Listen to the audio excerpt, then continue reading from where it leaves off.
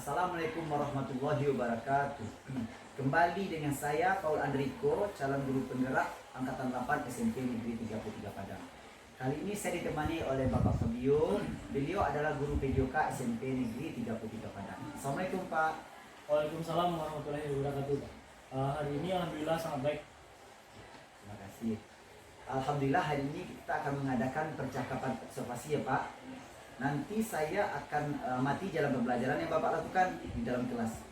Sebelum saya melakukan proses supervisi kelas, tujuan dilakukan supervisi adalah untuk mengetahui dan mengevaluasi jalannya proses pembelajaran yang Bapak lakukan. Dan kenapa hari ini kita melakukan percakapan observasi?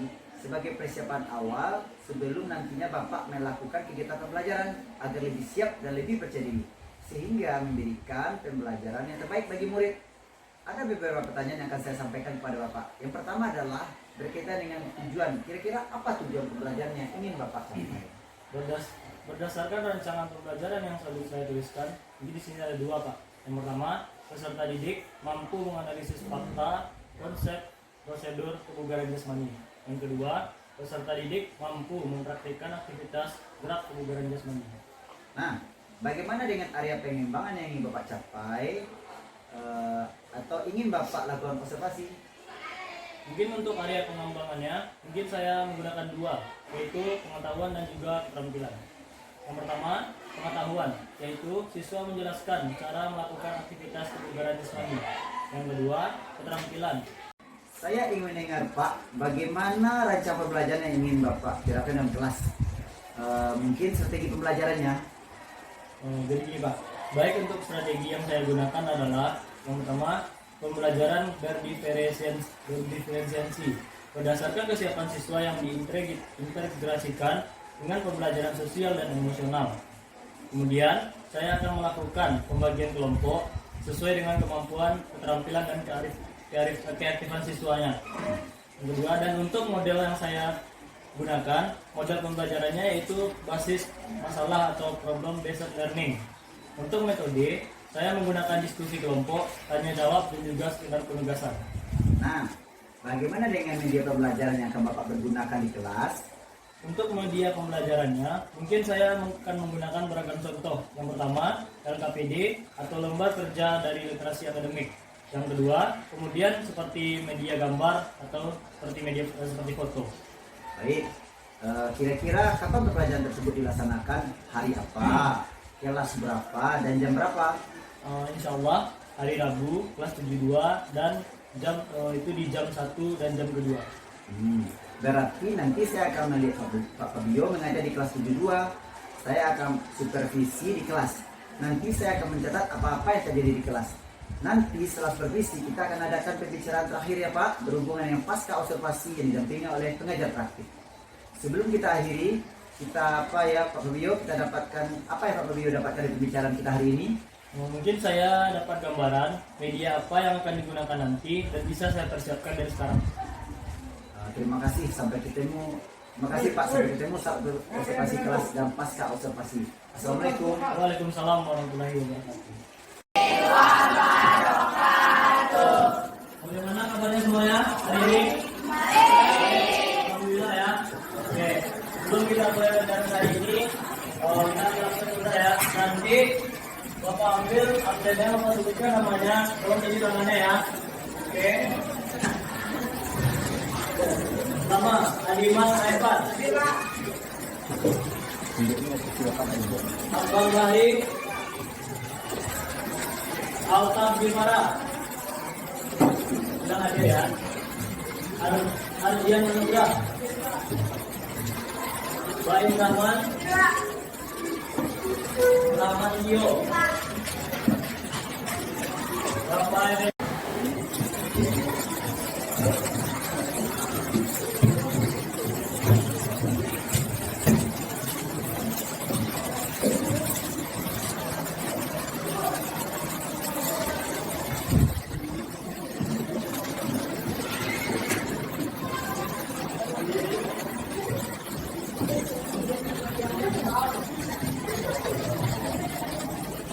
Dalam kebugaran jasmani ini mempunyai dua aspek. Yang pertama, aspek pertama itu aspek kesehatan, yang kedua aspek performa.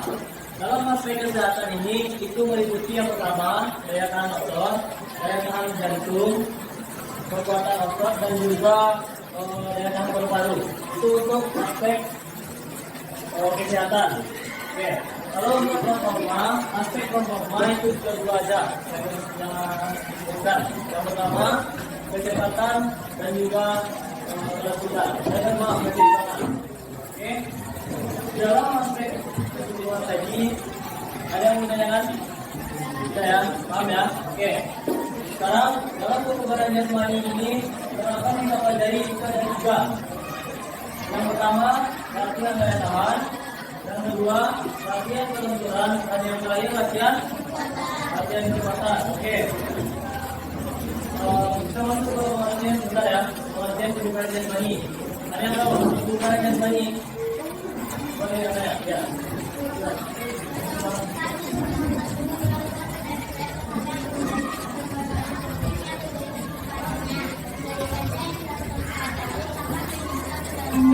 Oke, terima kasih. Ada lagi? Ada yang bisa disebutkan latihan kebugaran jasmani? Saya, oke. Pembahasan sedikit ya, saya kita ya. Kebugaran jasmani adalah kemampuan tubuh dalam melakukan penyesuaian terhadap pembentukan fisik yang diberikan kepadanya tanpa menimbulkan kelelahan yang berlebihan. Oke, itu penting ya untuk kita menjaga kebugaran jasmani kita. Kita masuk ke itu sedikit tentang pengertian ya. Selanjutnya kita masuk ke untuk yang pertama latihan kekuatan daya tahan otot. Terus kita lihat yang pertama latihan daya tahan otot perut itu bentuk latihannya ada yang tahu? Oke. Yang kedua latihan daya tahan otot kemah. Ada yang tahu? Oke. Yang kedua, yang ketiga latihan otot pinggang. Baik, bagus. Yang keempat, latihan kekuatan otot tunggai. Contohnya itu ada dua ya, naik turun tangga dan juga naik turun kursi ya. Oke. Yang apa lagi? Yang kelima, yang keenam, latihan daya tahan otot bahu. Apa contohnya? Oke. Yang terakhir, yang keenam, latihan daya tahan otot lengan secara berpasangan. Itu menurut latihannya di bawahnya. Oke. Selanjutnya itu latihan kelenturan.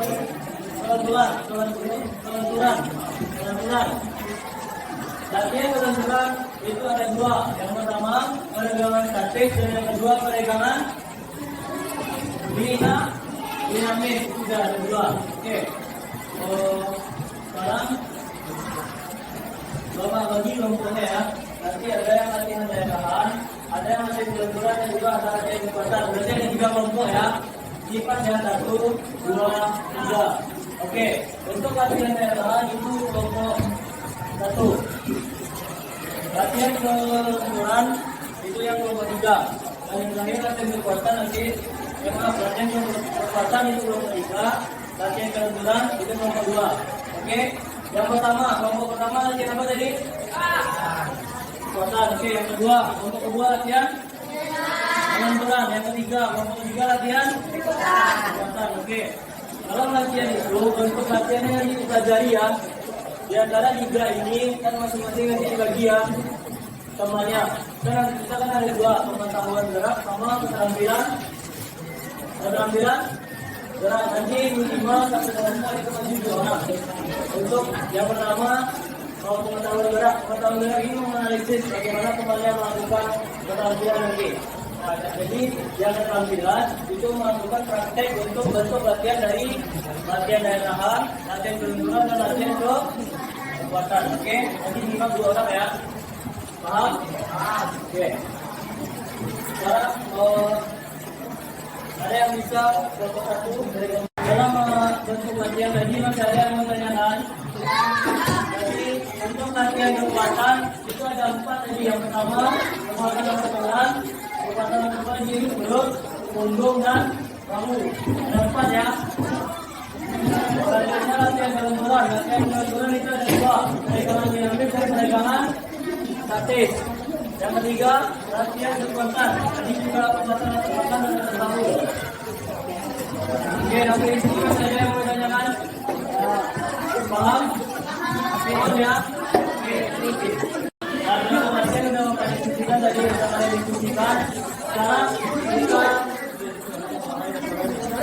Sekarang kita praktekkan untuk latihan yang pertama, latihan kekuatan. Oke, dari kelompok Asrat. Siapa yang bagian pertama? Pararan, pemerintah pararan.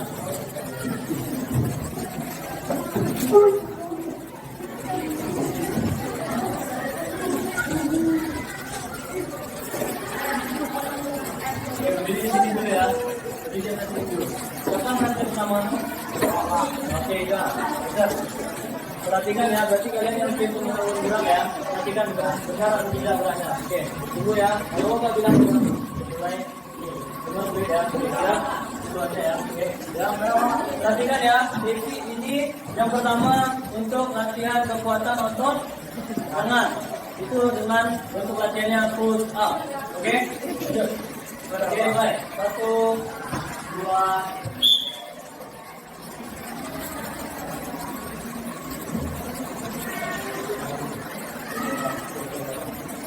Oke, kurang lebih seperti itu ya. Oke, lanjut orang kedua. Jadi orang kedua. Oke, orang kedua ya. Oke. Langsung. Latihan kekuatan. Oh, ini pull up ya. Oke.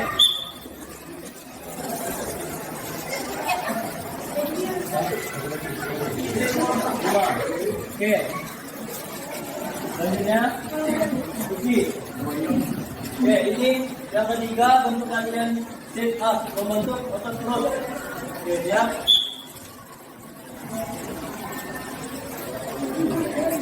Tiga, 4, 5. Oke, yang ketiga ya. Oke, yang terakhir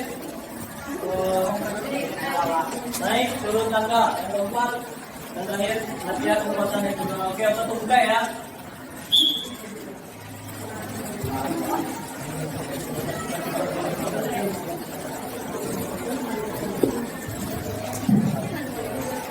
Nah, oke, jadi 4 ya. Sudah dapat bentuk 4 bentuk latihan kekuatan. Oke. Makasih ya. Oke. Selanjutnya kita ambil latihan jalan-jalan.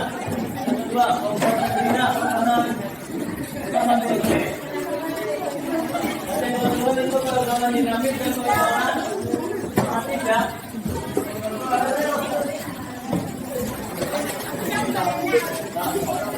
Yang satu, perhatikan ya. Ini untuk latihan jalan-jalan itu peregangan. Seperti halnya kita pemanasan pada saat sebelum olahraga. Oke? Mulai 1, 2.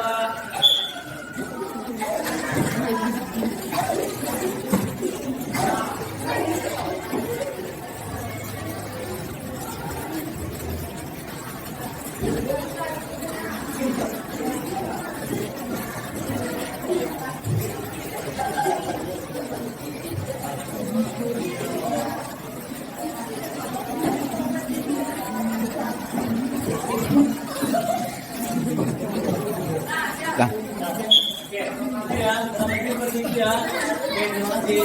Yang ketiga yang terakhir, latihan daya tahan. Nampak, daya tahan.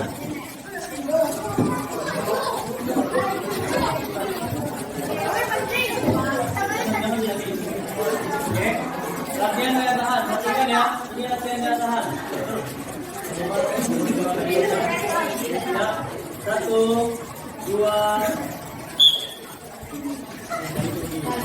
Kita yang normal, yang normal.